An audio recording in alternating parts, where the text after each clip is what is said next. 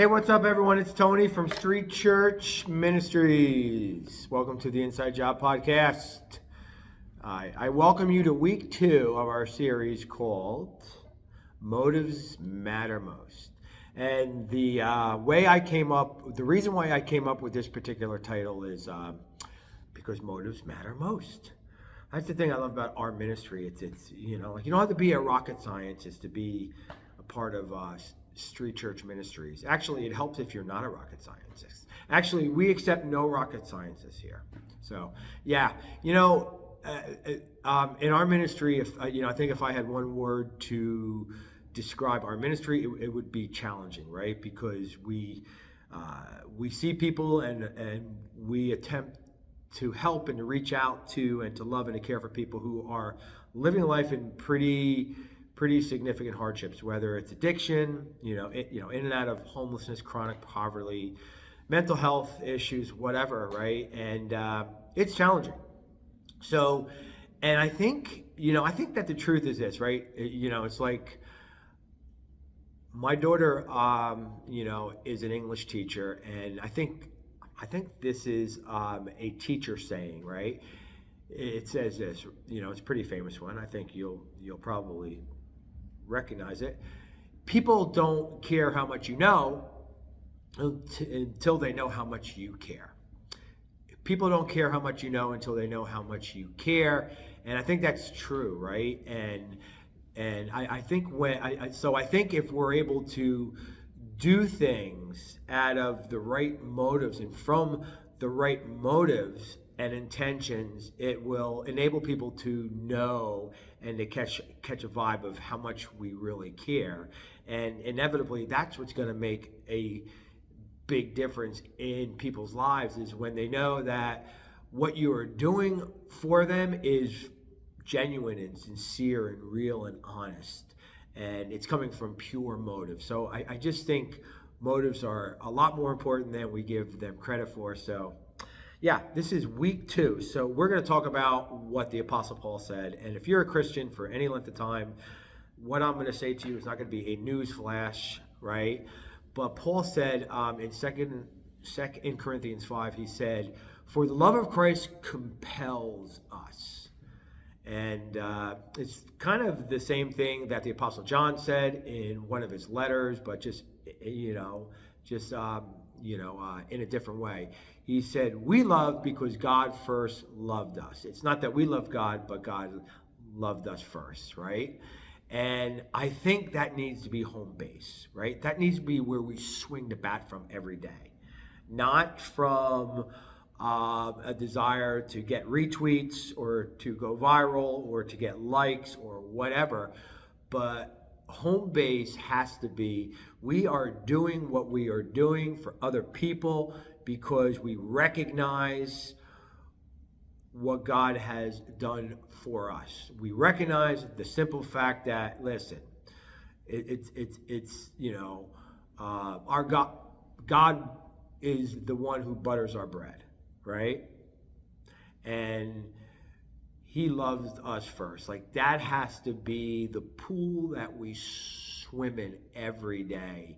And it's, hard because inevitably you want to make a difference in people's lives, right? Like, we all have people in our lives who we want to make a difference in their lives. They're struggling, they're wrestling, they're difficult to love.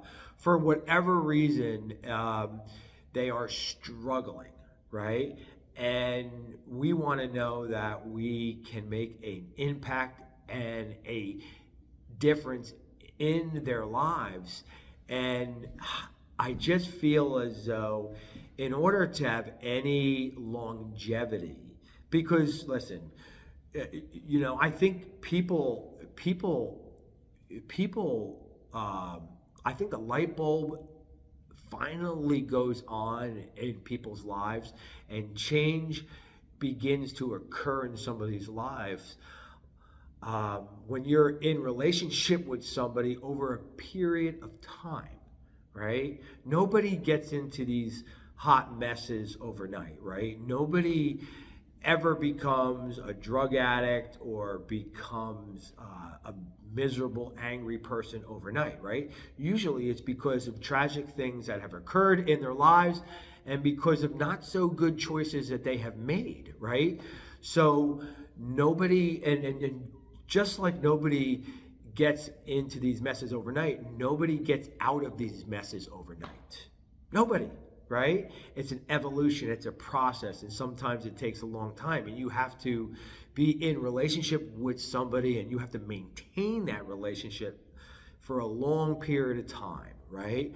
And to be able to sustain a certain level of genuine concern and care and compassion and love and continue to reach out to somebody and be patient with somebody and care for somebody and show empathy and sympathy, right? All of those things that change people's perspectives and lives. To be able to maintain that, you better prioritize your motives.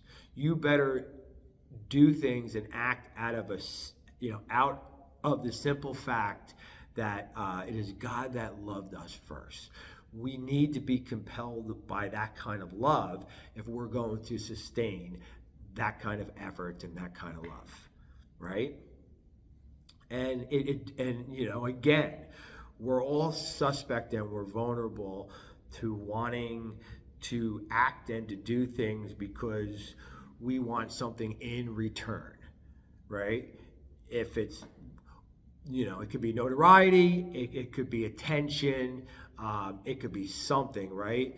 But, when we grow up, in a social media culture where we're groomed to, want to get as many likes, as many shares, as many retweets as possible, right? Like without even knowing it, that becomes our motivation after a while. It happens in a subconscious way. And we need to fight against that, right? We need to fight against that.